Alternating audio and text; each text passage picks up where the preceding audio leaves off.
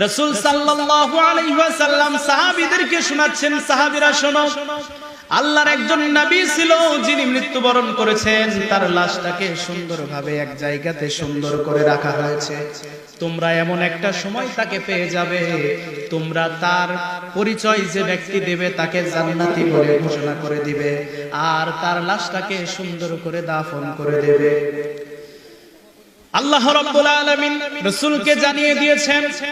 আর রাসূল সাল্লাল্লাহু আলাইহি ওয়াসাল্লাম সাহাবীদের আনহুর খেলাফতের সময় ইরাকের মধ্যে যখন তুস্তুরি নামক একটা শহর বিজিত হয়ে গেল, ওমর রাদিয়াল্লাহু তাআলা আনহু বিজয় করে ফেললেন তুস্তুরি নামক শহর।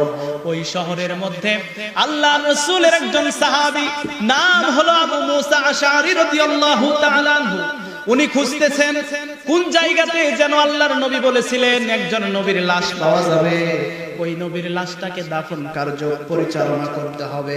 আল্লাহর হাবিবের একজন সাহাবী আবু মুসা, তিনি খুঁজতেছেন ওই চত্বরের মধ্যে, খুঁজতেছেন কোথায় গেলে ওই নবীর কফিনটা পাওয়া যাবে, লাশটা পাওয়া যাবে।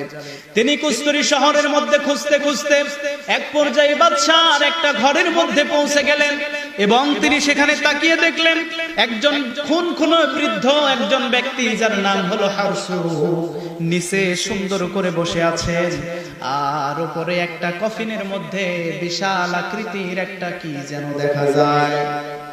আল্লাহর নবীর সাহাবী তিনি প্রশ্ন করছেন ওই বৃদ্ধকে, বলো বলো এটা কি? ওই বৃদ্ধ ডাক দিয়ে বলছেন, লা দানিয়াল, এটা হলো দানিয়ালের লাশ। আর আল্লাহর নবীর সাহাবী আবু মুসা আশআরী রাদিয়াল্লাহু তাআলা আনহু বর্ণনা করেন, তিনি ওই লাশটা পাওয়ার সঙ্গে সঙ্গে বড় খুশিতে আত্মহারা হয়ে গেলেন, কারণ আল্লাহর নবীর ওই সাহাবী একসঙ্গে দুইজন নবীর চেহারা দেখেছেন। বলেন সুবহানাল্লাহ। একজন হলেন দয়ার নবী মুহাম্মদ সাল্লাল্লাহু আলাইহি ওয়াসাল্লাম, আর আরেকজন হলো হযরতে দানিয়াল আলাইহিস সালাম।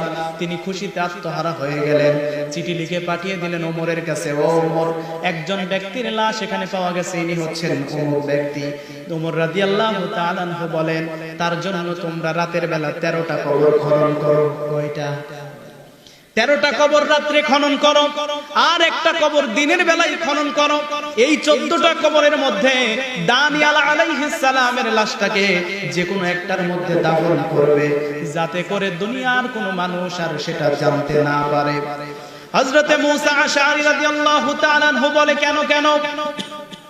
ওমর রাদিয়াল্লাহু তাআলা আনহু জানায় দিলেন, ও মুসা আশআরী শোনো, এই ব্যক্তির লাশটাকে এই জায়গাতে, এমন জায়গাতে দাফন করবে যাতে করে কেউ বুঝতে না পারে, কারণ পূর্বে এমন একটা সময় ছিল যেই সময়ে তার লাশটাকে নিয়ে তার গোত্রের লোকেরা জমিনের মধ্যে রেখে দিত। যেই জমিনে পানি হতো না, ওই জমিনের মধ্যে তার লাশটাকে রেখে দেওয়ার পরে যখন তারা আল্লাহর কাছে দোয়া করত, ওই নবীর কফিন লাশের ওসিলাতে আল্লাহ পানি দিয়ে দুনিয়ার জমিনকে ভিজিয়ে দিত। বলেন সুবহানাল্লাহ।